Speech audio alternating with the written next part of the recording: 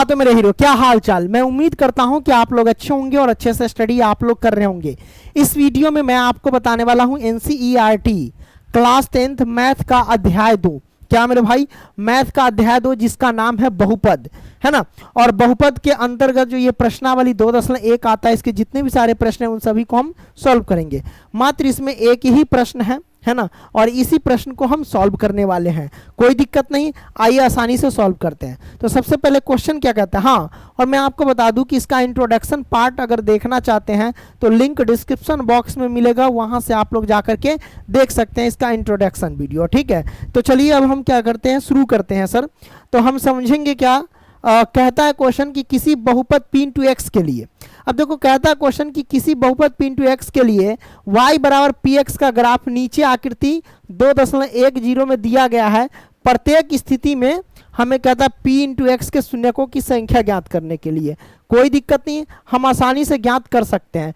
तो यहाँ पे जो कह रहा है कि किसी बहुपद p इंटू एक्स के लिए, कोई बहुपद है p इंटू एक्स के लिए y बराबर p इंटू एक्स का ग्राफ नीचे आकृति 2.10 में दिया गया है, ऐसा यहाँ पे कहा जा रहा है ना, दिया गया है। तो प्रत्येक स्थिति में आपको p इंटू एक्स के शून्य ज्ञात करना है।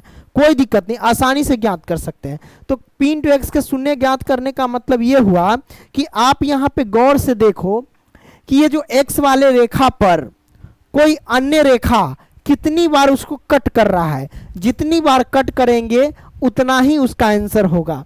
तो आप देख सकते हैं इस रेखा को, जैसे x वाले रेखा ये है, ये कायला खिसक रहा है रे बंडलवा।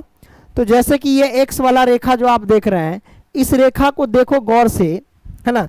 इस रेखा को कोई अन्य रेखा कितनी बार काट रहा है, तो एक बार भी नहीं काट रहा है, इसका मतलब 0 आंसर होगा। इसका आंसर क्या हो जाएगा, पहला का 0 आंसर हो जाएगा। अब देखो यहाँ पे ये x वाले रेखा को कोई अन्य रेखा कितनी बार काट रहा है, तो देखो अन्य रेखा एक बार यानी एक बिंदु पे काट रहा है, मतलब इसका एक आंसर हो जाएगा। क्या हो जाएगा मेरे भाई, इसका जो है दूसरा का एक आंसर हो जाएगा। बड़ा सिंपल क्वेश्चन है।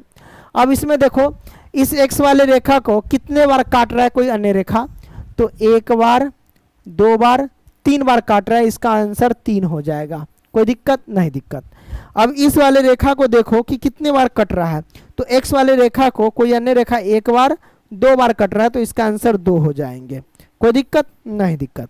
अब आगे देखिए इस वाले रेखा को कितने बार काट रहे हैं, यानी x वाले रेखा को कोई अन्य रेखा कितनी बार काट रहा है, तो 1 बार, 2 बार, 3 बार, 4 बार काट रहा है, मतलब इसका 4 आंसर हो जाएंगे, राइट।